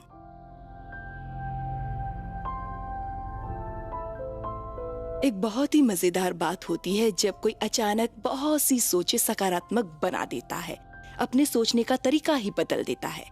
वो अपने शरीर में एक संतुलन पाते हैं। हम जानते हैं जब कोई अपने दिल से सोचता है, जैसे उदाहरण के तौर पर एक पपी एक लड़की की गोद में सो रहा हो, आपका DHEA लेवल बढ़ जाता है, जिसका मतलब आपके हार्मोन संतुलित हो रहे हैं। पर एक और चीज वो सबसे महत्वपूर्ण है, वो भी होती है, और वो है दिल की धड़कन।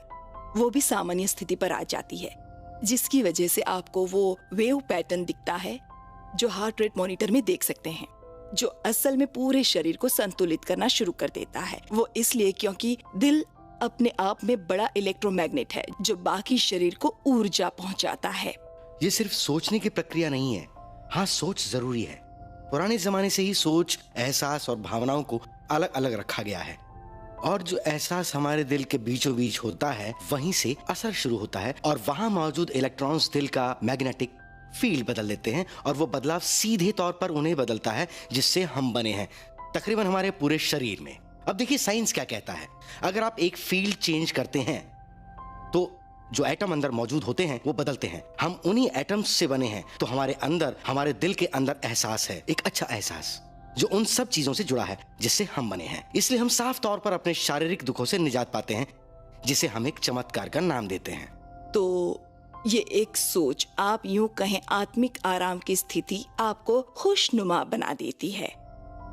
अगर आप इसके परिणाम देखेंगे तो स्ट्रेस हार्मोन्स में कमी, ब्लड शुगर का सामान्य होना, ब्लड प्रेशर सामान्य हो जाना, और हर नाजुक मांसपेशियों में आराम, जिसे आप कह सकते हैं एक संतुलन है पैरासिम्पैथेटिक और सिंपैथेटिक नर्वस सिस्टम का। पैरासिम्पैथेटिक एक ब्रेक की तरह है और सिंपैथेटिक गैस की।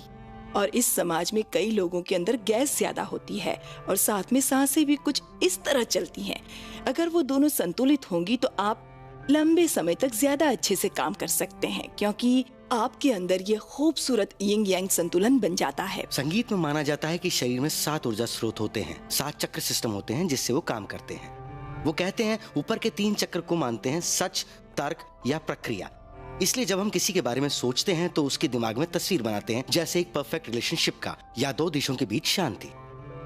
हम इनको अपनी जिंदगी में तभी ढाल सकते हैं जब हम सांस फूंकें। भावनाओं की शक्ति की, उन विचारों में भावनाएं आती हैं नीचे के 3 बिंदुओं से जो सृजनात्मक केंद्र होते हैं हमारे शरीर के। जब हम भावनाओं की ताकत की सांस लेते हैं तो ठीक उसी वक्त उस विचार को देखते हैं जीवंत, और वो दोनों ऊर्जा मिलती है एक बिंदु पर, और वो कहीं और नहीं, ठीक हमारे दिल के पास होता है। आप इन किताबों को चाहे पीछे से देखें वैसे इससे कोई फर्क नहीं पड़ेगा, फिर भी आप उन्हें खोलें तो आप पाएंगे कि उन्होंने कई टिप्स दी हैं ऑब्सेसिव कंपल्सिव पर्सनालिटी डिसऑर्डर के, या आप कह लें सेल्फिशनेस, आर्टिस्टिक पर्सनालिटी के, जिससे आज हर इंसान जूझ रहा है। उनके लिए लिखा है कि मैं जैसा भी हूँ अपने आप से प्यार करता हूँ। जब मैं PhD कर रही थी, जब मैं साइकाइट्रिस्ट बन चुकी थी, मैं साइकाइट्रिस्ट की प्रैक्टिस कर रही थी इंट्यूशन के क्षेत्र में, मैंने बायोकेमिस्ट्री सीखी कि कैसे कोई अपनी सोच का जाल दोबारा बुनता है। जो पहले सोचता था मुझे तो बीमारियां होती रहती हैं, मैं अपने आप से बहुत प्यार करता हूँ, मैं बहुत प्यारा हूँ। इसलिए मैं तहे दिल से शुक्रगुजार हूँ लुइस एल हे की, जो उन्होंने मेरे साथ किया। उन्होंने मुझे नींद से जगाया और वाकई में उन्होंने जो किया उससे मेरी जिंदगी में एक नया जोश और एक क्रांति आ गई।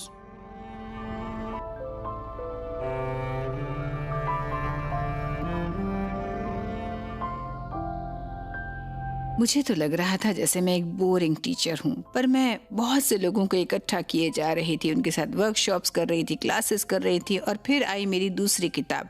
उसकी शुरुआत थोड़ी धीमी हुई और तभी एड्स नाम की बीमारी उपजी, और तभी किसी वजह से मुझे लगा कि तुम भी इसमें शामिल होगी।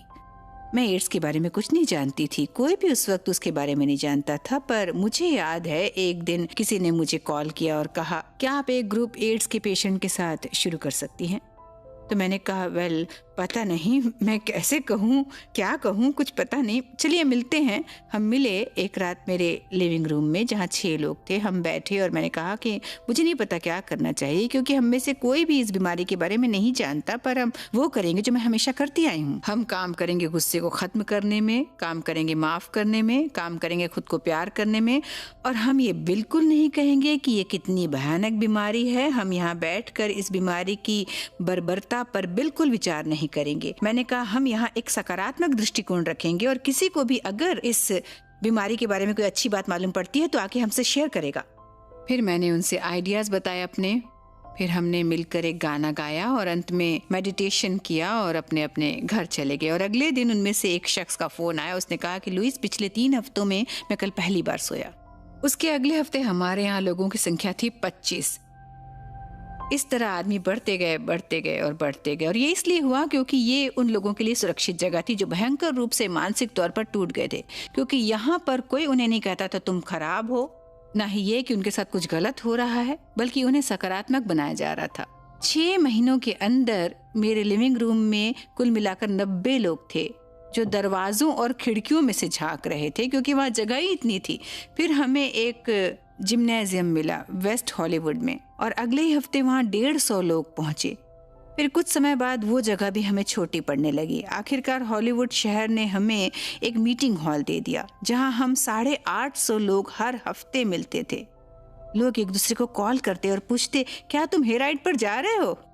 मतलब हम हेयर राइड के नाम से मशहूर हो गए थे। मैं इस हेयर राइड पर एक टेप बनाना चाहती थी, बिल्कुल एक मूवी की तरह, ताकि ये दूसरे ग्रुप तक पहुंच सके और उन्हें भी ये पता चले कि हम क्या कर रहे हैं। मैं चाहती हूँ कि आप लोग एक दूसरे का हाथ पकड़ लें। जो लोग नए हैं और ये गाना जिन्हें नहीं आता है, वो अगली बार तक सीख ही जाएंगे। मुझे पता चला कि उस एक वीडियो को बनाने में $40,000 का खर्चा आएगा उस वक्त। तब मैंने कहा कि ओह माय गॉड, मेरे पास तो इतने नहीं हैं, पर मुझे यकीन था कि हम ये वीडियो ज़रूर बनाएंगे और ये एक अच्छा वीडियो होगा जो बाहर जाएगा और सभी ग्रुप्स के पास पहुंचेगा। यही मेरी सकारात्मक सोच थी जो मैं कहती रहती थी। फिर एक इंसान मेरे पास आए, वो खुद एक डायरेक्टर थे, वो इसे डायरेक्ट करना चाहते थे। मैंने कहा, वाह, मज़ा आ जाएगा। ये सब बातें होने के बाद उन्होंने मुझसे कहा कि मुझे अपना फाउंडेशन नंबर दे दीजिए। तो मैंने कहा, मेरा कोई फाउंडेशन नहीं है। तो उन्होंने कहा, कोई बात नहीं, मैं आपके लिए अपना अकाउंट बना देता हूँ। और उसी के नतीजतन मैंने फाउंडेशन बनाई जो आज भी मौजूद है, और उसे मैं कहती हूँ, दूसरों के लिए करो। जो भी पैसा उस फाउंडेशन में आता है वो पूरी तरह दूसरों के लिए लग जाता है, पूरी तरह। पर आखिरकार हमने वो खूबसूरत वीडियो बनाया जिसका नाम था डोर ओपनिंग, जो उस ग्रुप के बारे में था जो उस वक्त हमारे साथ था। आज पहली बार मैं आपके ग्रुप में आया हूँ। स्वागत है तुम्हारा। करीब 6 हफ्ते पहले मुझे पता चला कि मुझे मेलानिन ट्यूमर की शिकायत है और मेरे फेफड़े खराब हो चुके हैं। करीब 4 हफ्ते पहले पता चला वो पूरी बॉडी में फैल चुका है। और 2 दिन पहले ये पता चला कि मुझे एड्स है। मुझे वो सब बातें सुननी हैं जो आप सब लोग यहाँ कहते हैं। यहाँ मौजूद बहुत से लोग मेरे दोस्त भी हैं। मैं वाकई बहुत सहम गया था और पता नहीं था कि मैं इसे बाहर कैसे निकालूं। मुझ में सभी लक्षण साफ दिखाई दे रहे थे। मेरे डॉक्टर्स ने भी जवाब दे दिया था। बोन मैरो और बायोप्सी रिपोर्ट्स भी पॉजिटिव बता रही थी और मैं सोच रहा था मैं मौत के मुंह में क्यों जा रहा हूँ। आज मुझे ये जानना है, ये पता लगाना है कि मैं जी क्यों रहा हूँ, ना कि मैं मर क्यों रहा हूँ। जो बात तुम कर रहे हो वो इन हालातों में सभी करते हैं। तुम अकेले नहीं हो। और जानते हो, अगर तुम वाकई कुछ हासिल करना चाहते हो, मैं जानती हूँ यहाँ सभी कुछ हासिल करने आए हैं, तो अपने आप को बस इस आईने में देखना शुरू करो। यहाँ देखो बच्चे, यहाँ यही वो शख्स है जो तुम्हारा भला कर सकता है। हाँ, समझा। इसे कुछ कहना चाहोगे तुम? एक चीज जो मुझे करने में सबसे ज्यादा खुशी होगी, अगर मैं देख सकूं तो, कि हर एक के पास खाना हो, वो कोई भूखा ना हो, कपड़े हों, घर हो, उसे प्यार मिले, उसके सारे काम पूरे हों, उसकी तमन्नाएं पूरी हों। ऐसा हो तो फिर क्या बात है। पर ये पूरी दुनिया के लिए करना इतना आसान नहीं है। पर फिर भी एक बार में एक शख्स के लिए तो मैं ये कर ही सकती हूँ। जब आप अपने आप में बदलाव करते हैं तो आप खुद ब खुद अपने आसपास के लोगों को भी बदल रहे होते हैं, और जिसकी वजह है आपका अपना खुद का व्यक्तित्व। मैं किसी को ठीक नहीं करती, ये मैं वाकई नहीं करती। मैं तो बस एक जगह दिलाती हूँ जहाँ हम खुद को जानते हैं कि हम कौन हैं और कितने खूबसूरत हैं। और कई लोगों को ये लगता है कि वो इससे ठीक हो रहे हैं, और ये वाकई हम सबके लिए बहुत अच्छी बात है। मैं बाहर गई थी एक शो के लिए, और एक इन हाउस शो भी था, और दोनों एक ही हफ्ते में थे। और उस हफ्ते हे हाउस बहुत बिजी था, 24 घंटे फोन बजते रहते। और मैंने उसी वक्त अपनी एक किताब भी खत्म की थी जिसका नाम था you can heal your life, वही जो आगे चलकर बेस्ट सेलर साबित हुई पूरे 14 हफ्तों तक। और उसके बाद कुछ भी वैसा नहीं रहा। जिंदगी में मानो एक धमाका हो गया था, और बाकी सब तो इतिहास बन गया। लुइस पथ प्रदर्शक हैं, वो एक मार्गदर्शक हैं, वो नेता हैं अपने विचारों की, जिसमें उन्होंने बताया आपकी चेतना ही सत्य को बनाती है, चेतना ही सत्य है। चेतना कोई भी आपकी हवा की बातें नहीं है, चेतना ही आपका मूल है सभी फिजिक्स के लॉज का। उन्होंने कहा कि अपने आसपास के लोगों को दुआ देकर आप खुद की सफलता पाते हैं। ये बहुत गहरी बात है, क्योंकि आप जब खुद को प्यार करते हैं आप दूसरों को भी करते हैं। और एक बात इसको सार्थक सिद्ध करती है कि हमारे बाहर हर चीज जो है वो हमारे अंदर मौजूद है। हमारी भावनाओं के कण सिर्फ हमारे शरीर के अंदर ही नहीं घूमते रहते हैं, उनकी तरंगे हम सबको आपस में जोड़ती हैं।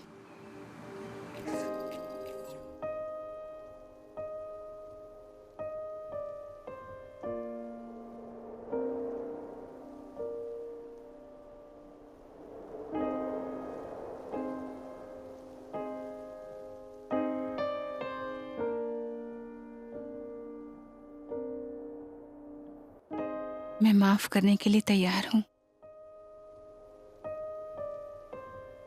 खुद को और दूसरों को माफ करने से मैं अपने अतीत को पीछे छोड़ सकती हूँ। माफी तकरीबन हर मुश्किल का हल है। माफी एक उपहार है जो मैंने दिया है। माफ करके मैंने अपने आप को आजाद किया।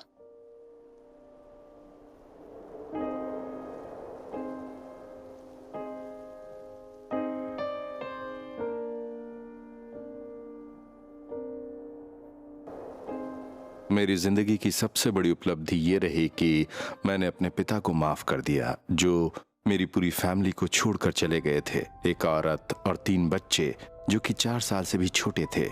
जब मैं मेडिटेट करता हूँ तो उनके लिए दुआ मांगता हूँ, उनका शुक्रिया अदा करता हूँ इस दुनिया में लाने के लिए और मुझे ये सबसे जरूरी सबक सिखाने के लिए जो मुझे सीखना ही था कि माफ कैसे किया जाता है।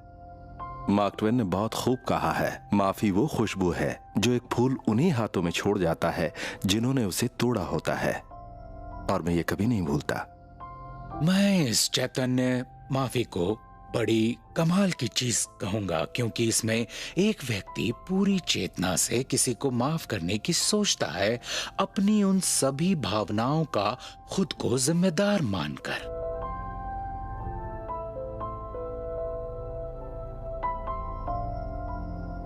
वो जब आखिरकार मेरे सामने आती है तो मुझे बुरा लगता है अंदर से। ऐसा नहीं कि आप कुछ गलत कर रहे हैं, वही आपको चैतन्य माफी करने की शक्ति देती है। जब एक इंसान अपने अंदर हो रही उथल पुथल की जिम्मेदारी खुद ले ले, वही वो चिन्ह जो दिखाते हैं कि वो अपनी उस अंतरंग स्वयं से जुड़ा है, वो उस शक्ति से जुड़ा है जिसने उसे बनाया है। अगर आप थोड़ा कम अच्छा महसूस कर रहे हैं तो सबसे अच्छी बात है कि आप पता लगाइए कि वो कौन है, क्या है, और एक नोटबुक ले लीजिए, उसमें उस व्यक्ति का नाम लिखिए या उस स्थिति को लिखिए और कहिए वो क्या है जो मैं तुम्हारे बारे में सोच रहा हूँ और अपने बहाने ढूंढ रहा हूँ, अपने आप को वो ना बने रहने देने की जो असल में मैं हूँ। जब आप ऐसा कहते हैं कि तुम ऐसा कर रहे हो जिससे मुझे दुख पहुँच रहा है, तो वो पूरी शक्ति लगा देते हैं, क्योंकि फिर उन्हें कुछ ऐसा करना पड़ेगा जो आपको पूरी तरह से खुशी देगा। यही नियमबद्ध तरीका है आपके जीने का, और यही तरीका है आपके खुशी का, और फिर खुश रहना बहुत आसान है। एक सही रास्ते पर आना आसान हो जाएगा, बस देर है तो अपने एहसासों का ख्याल रखने की और हमेशा अच्छा महसूस करने की। जब भी आपका झगड़ा हो, किसी भी प्रकार का, किसी भी संबंध में किसी भी प्रकार का झगड़ा हो, तो वो शख्स जो ऊपर वाले पर यकीन रखता होगा वो ही माफ कर सकता है। अब यही उसकी काबिलियत है। वो उस आदमी के पास जाएगा जिससे उसका झगड़ा हुआ है और झगड़े को प्यार से खत्म कर देगा। जो शख्स अपने जीवन में सबसे सामंजस्य बनाकर रखता है वही ऐसा कहेगा कि मैं प्यार से सभी झगड़े मिटा दूंगा। मैं माफ करूंगी और खुद को आजाद करूंगी। मैं माफ करूंगी और खुद को आजाद करूंगी। हाँ, मैं माफ करूंगी, मैं माफ करूंगी, मैं खुद को आजाद करूंगी।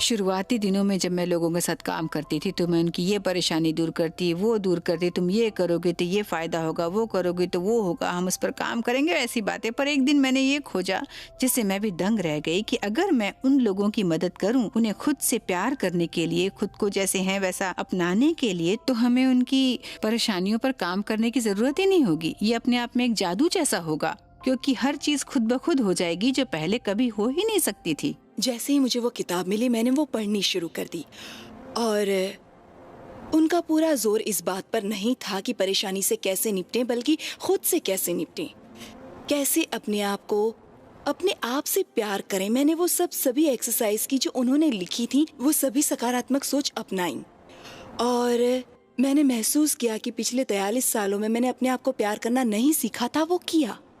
मैं अक्सर कई लोगों को एक बात पूछती हूँ, तुम्हारे साथ परेशानी क्या है? तुमने ऐसा क्या किया है जो इतना खतरनाक है कि तुम उसे खुद को बोल नहीं सकते? और मुझे कभी कभी कोई जवाब नहीं मिलता कि मैं संतुष्ट हो पाऊँ। कई बार लोग ऐसा कहते हैं कि मैं बहुत मोटा हूँ, तो मैं कहती तो क्या हुआ? मैं बहुत आत्मसंकोची प्रवृत्ति की थी, कुछ वैसी ही जैसी अक्सर औरतें होती हैं कि उससे कोई फर्क नहीं पड़ता कि लोग तुम्हारी सुंदरता के बारे में क्या कहें। मायने रखता है जब हम आईने में देखते हैं हम कैसे लगते हैं। आईने में अपने आप को देखकर मैं अपनी कमी देख सकती थी। कई ऐसी चीजें थी मुझ में जो मैं बदलना चाहती थी। जब हम खुद को प्यार करने की बात करते हैं तो कई लोग समझते हैं थोड़ा दिखावा होना चाहिए, पर ऐसा कुछ नहीं है। इससे इसका कोई लेना देना नहीं। जब आप आईने में देखते हैं, सामान्य तरीके से खुद को आईने में देखिए और नजर मिलाकर कहिए कि मैं तुम्हें प्यार करती हूँ, मैं तुम्हें बहुत प्यार करती हूँ।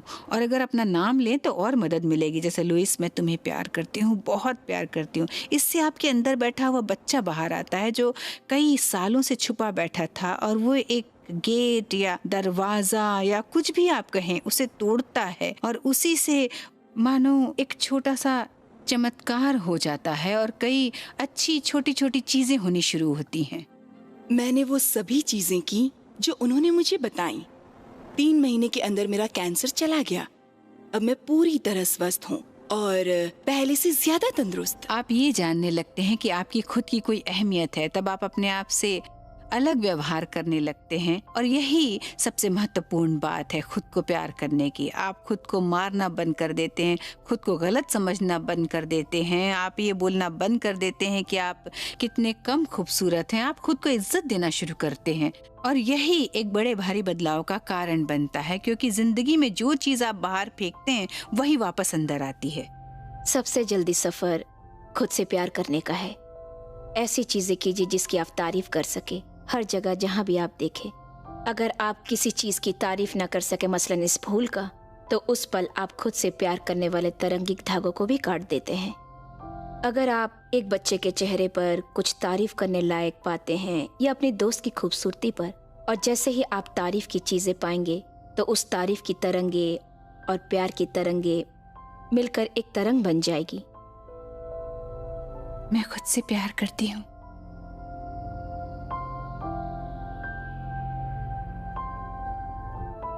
और खुद को अपनाती हूँ। मेरे दिल की गहराइयों में एक अनंत प्यार की लहर, प्यार से मेरा रोम रोम भरा है और मुझ में हर दिशा से छलक रहा है, जो मुझ में दुगना होकर लौटता है। मैं हर दिन ज्यादा प्यार देती और पाती हूँ और ये हमेशा चलता रहेगा।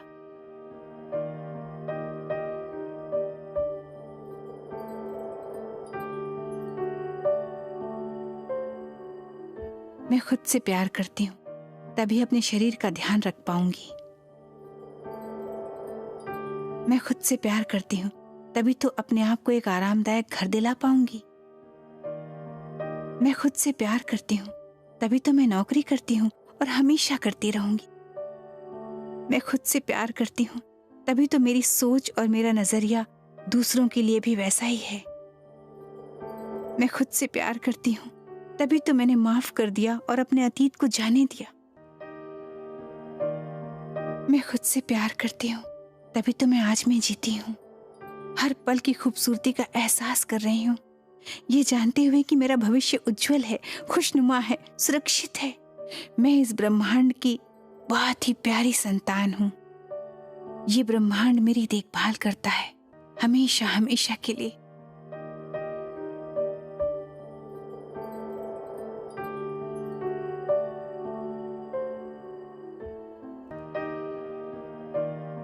मैं वाकई तुमसे बहुत प्यार करती हूँ, बहुत बहुत प्यार।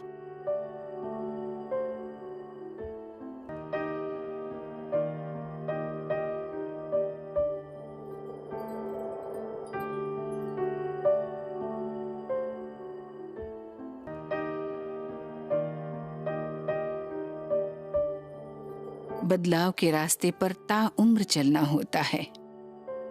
जैसे जैसे आप उस रास्ते में दूर निकलते जाते हैं, आप एक के बाद एक चमत्कार देखना शुरू कर देते हैं। खुद को वैसा बरकरार रखना और उन चमत्कारों को अपनाना आपकी तरक्की का एक खास पड़ाव है। कोई भी माली कभी भी अपने बागीचे में जाकर पौधों से ऐसा नहीं कहता कि पहले मुझे फल सब्जी दो तभी पानी डालूंगा। तो ऐसे से काम नहीं बनता है। सही तरीका है बीज या पौधा लगाना, उसमें पानी डालना और फिर वो आपको फल देता है। तो अगर आपके अंदर ये एहसास होता है कि मैं सही हूँ, मैं जैसा हूँ वैसा ठीक हूँ, मैं स्वीकार्य हूँ, मैं जिंदगी से प्यार करता हूँ, खुद से प्यार करता हूँ और अपने लिए और अपनी जिंदगी को धन्यवाद देते हैं, तब जिंदगी भी आपको अलग तरह से लेती है, क्योंकि आप अपने आप से एक अलग तरंग फेंकते हैं और वही आप वापस पाते हैं और तभी उसके बाद से चीजें काम करना शुरू करती हैं। मेरे सामने सबसे बड़ी चुनौती थी कि किसी भी चीज का एक दायरा होता है, आप ज्यादा से ज्यादा किस हद तक जा सकते हैं। पर मुझे पूरा श्रेय देना होगा लुइस हे को, जिन्होंने मेरी आंखें खोली और असली दुनिया दिखाई। उन्होंने सब अपने बलबूते पर किया। एक महिला प्रकाशक जिन्होंने पूरी दुनिया में करोड़ों जिंदगियां बदल दी हैं। समंदर के किनारे का घर, एक खूबसूरत सा बागीचा, एक सुंदर सा पौधा, मेरे लिए ये सब भौतिक रूप हैं इस दुनिया में रहने के, पर उन्होंने अपने विचारों के जरिए ये सब किया। कोई भी किसी को प्रेरणा नहीं दे सकता अगर वो खुद बीमार हो, टूटा हो या उदास हो। अगर आपको दूसरों की मदद करनी है तो पहले आपको अपने व्यक्तित्व में निखार लाना होगा। ये कुदरत कृतज्ञ लोगों से प्यार करती है। आप जितने कृतज्ञ होंगे, आपको आप पर उतने ही कृतज्ञ होने वाले लोग मिलेंगे। बस इतनी सी बात है, जिंदगी बहुत आसान है, हम इसे मुश्किल बना देते हैं। ऐसा होना नहीं चाहिए। हम अपने विकास के दौरान एक ऐसे पड़ाव से गुजरते हैं जहां हम उम्मीद करते हैं, चाहते हैं और यकीन करते हैं कि ये दुनिया बिल्कुल एक सांता क्लॉज जैसी है। अब हमें बस उस चीज को पाने के लिए कदम उठाना है। पर साथ ही चेतना में प्रतिबद्धता और अपने कर्मों के प्रति समर्पण भी बहुत जरूरी होता है। ये सब उन चीजों को अंजाम देता है जिसके लिए हम वचनबद्ध हैं। जब मैं अपना साथी चुनने में कंफ्यूज्ड थी तो मुझे कंफ्यूज्ड रिजल्ट्स मिल रहे थे। मैं सोचती थी कि ये पोएट्री अच्छी लिखता है, इसकी जॉब अच्छी है, तो इनको जोड़कर मुझे साथी मिलेगा। पर जब मेरी आंखें खुली तो सब साफ नजर आने लगा। जहाँ तक मैं जानता हूँ, मेरी फैमिली हिस्ट्री में किसी का भी सफल शादीशुदा जीवन नहीं रहा, तो मुझे लगा कि ये पीढ़ियों से चली आ रही परंपरा में मौलिक बदलाव होगा। अगर मैं कुछ ऐसा करूं जिससे मेरा दाम्पत्य जीवन बना रहे, वो एक सोच के परे वाली चीज होगी करने को, और इससे बेहतर चीज क्या हो सकती है जिसकी कोई कल्पना भी ना कर सके। और मैंने अपने ही दिमाग में एक खाका तैयार किया कि मुझे संबंधों में क्या क्या चाहिए, और वो है सच्चाई। एक ऐसा संबंध जहां हम दोनों अपनी इच्छाओं को जिएं अपने वजूद के साथ, और दोनों एक दूसरे की जिंदगी की पूरी जिम्मेदारी लें, ताकि हम दोनों एक दूसरे पर आरोप प्रत्यारोप न लगाएं। ये सोचने के 1 महीने के अंदर ही किटी मेरी जिंदगी में आई, और देखते ही देखते उसके साथ 27 साल बीत गए। मैं अक्सर ये सोचती थी कि अब मैं अपने साथी से मिलना चाहती हूँ, जिससे मैं प्यार करूँ, जिससे मैं वो संबंध बनाऊँ जिसके लिए मेरा महत्व हो। अब अगला सवाल मेरे मन में ये उठता था कि मैं कैसे खुद को विकसित करूं, उसके सामने ले जाऊं, ताकि मैं अपने उस साथी को अपने तरफ खींच सकूं।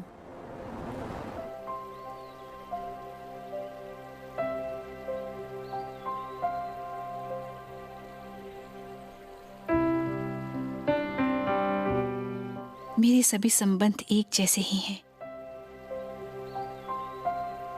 मैं जो कुछ कर रही हूँ उससे पूरी तरह सहमत हूँ। हर तजुर्बा एक कामयाबी ला रहा है।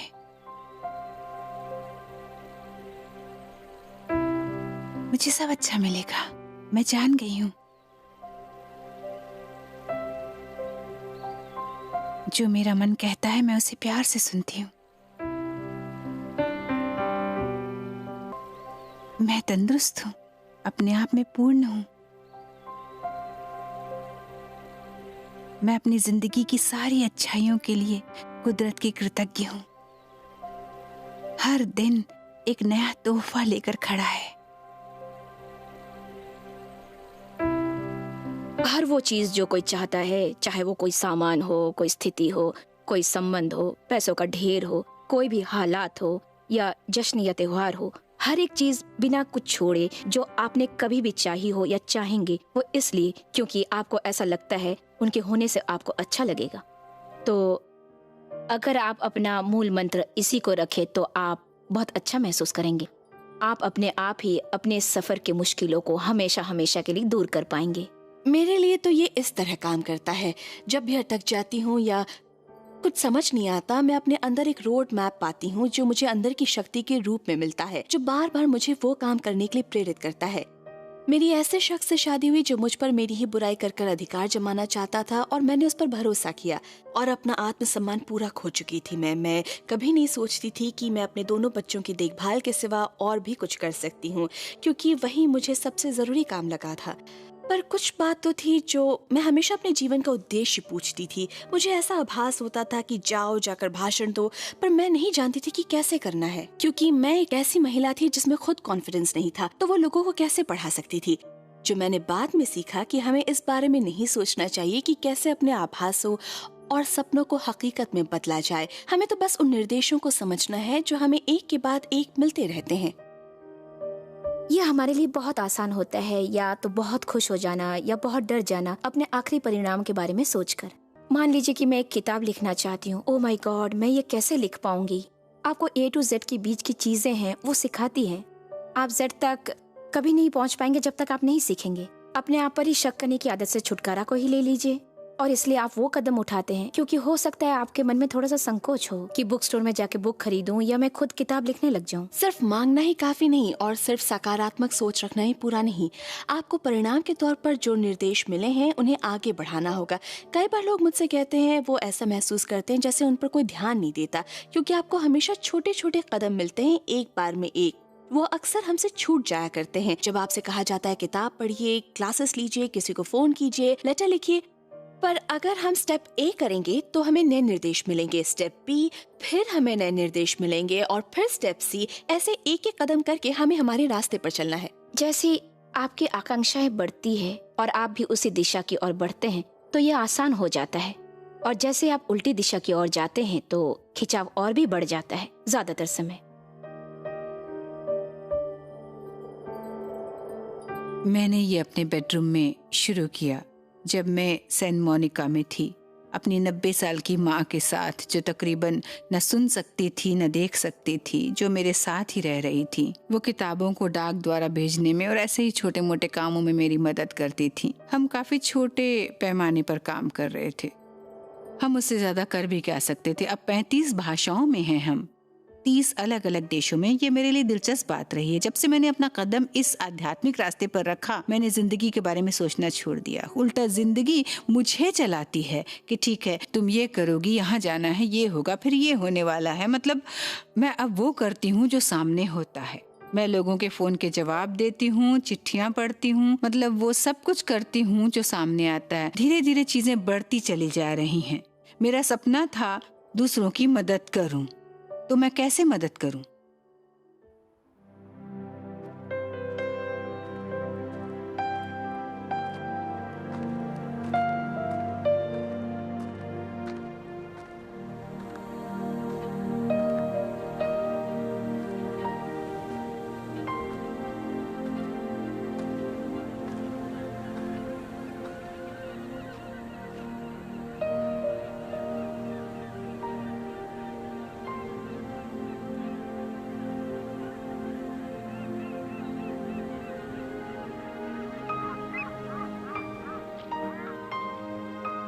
यही मेरी जिंदगी है, वाकई यही मेरी जिंदगी है। मेरे हिसाब से उस पल में आप उन चीजों को जाने देते हैं जिसे हम मानते हैं कि हमारे लिए जीवन में ये जरा भी मददगार नहीं है, या फिर वो एक बाधा है हमारी जिंदगी में अच्छी चीजें होने के लिए, और उन्हें एक के बाद एक करके छोड़ देते हैं कि मुझे इन पर भरोसा नहीं है। और क्या मुझे लग रहा है कि भरोसा करना है? दोनों में से सही चुनाव करना चाहिए। ये ऐसा लगता है जैसे खुद को सौंपने में लगता है और आपको अपने परिणाम से इतना लगाव हो जाता है कि आप रोक ही नहीं पाते, और आप महसूस करते हैं गहरे एहसास का कि अगर कोई भी मुश्किल आ जाए, कैसी भी मुश्किल आ जाए, मेरे पास वो सब कुछ है कि मैं इस स्थिति को संभाल लूंगी। एहसास होता है आप सबसे जुड़े हैं, ऐसी शक्ति का संचार होता है जो आपको कभी अकेला नहीं छोड़ती। हम कई बहुत सारे अलग नाम दे सकते हैं, पर सच तो ये है कि हम अपनी जिंदगी में उसे कई बेहतर तरीके से जीते हैं जैसा पहले जी रहे थे। और मुझे लगता है कि वहीं से आप ठीक होना शुरू हो जाते हैं जब आप समझते हैं और इस शक्ति को अपनी जिंदगी में कबूलते हैं। आप अपने लक्ष्य को भ्रमित नहीं कर सकते हैं ना, होने को कोई नहीं टाल सकता, और इस ब्रह्मांड में हर चीज आपके लिए एक रास्ता ही दिखाती आ रही। मुझे बहुत सारी खुशी मिली, मेरी जिंदगी अब तक शानदार रही, पर मुझे कुछ परेशानियां भी हुई। मुझे थोड़ी सी बैक प्रॉब्लम है, मैं कभी भी कहीं भी सो जाती हूँ, पर मुझे फिर भी कई मौके मिले जब वो किताब आपके हाथ लगेगी, आप कह सकते हैं कि आपकी परेशानियां दूर होने वाली हैं। मैं अपने अंदर की आवाज सुनती हूँ, दिल की आवाज। हाँ, ये एक एहसास है, मेरा सहज ज्ञान, आपका सहज ज्ञान, जो या तो आपको सही लगेगा या नहीं लगेगा। मैं अपने दिल की आवाज सुनती हूँ।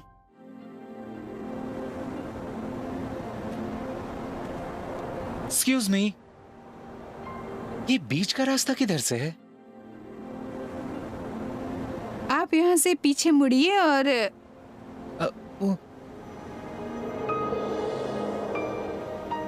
वैसे मैं भी वहीं नीचे जा रही थी, चलिए मैं भी आपके साथ चलती हूँ। क्यों नहीं?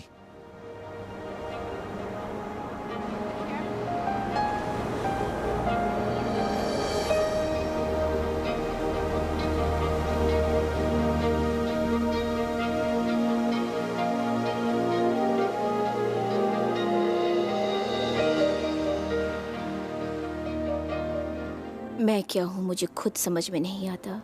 मैं कभी कुछ अच्छा नहीं कर पाऊंगी।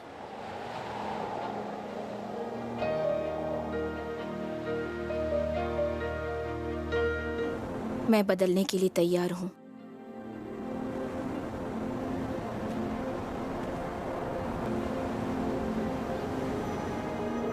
आप जो सोचते हैं और आप जो मानते हैं वही आपके लिए सच साबित होगा।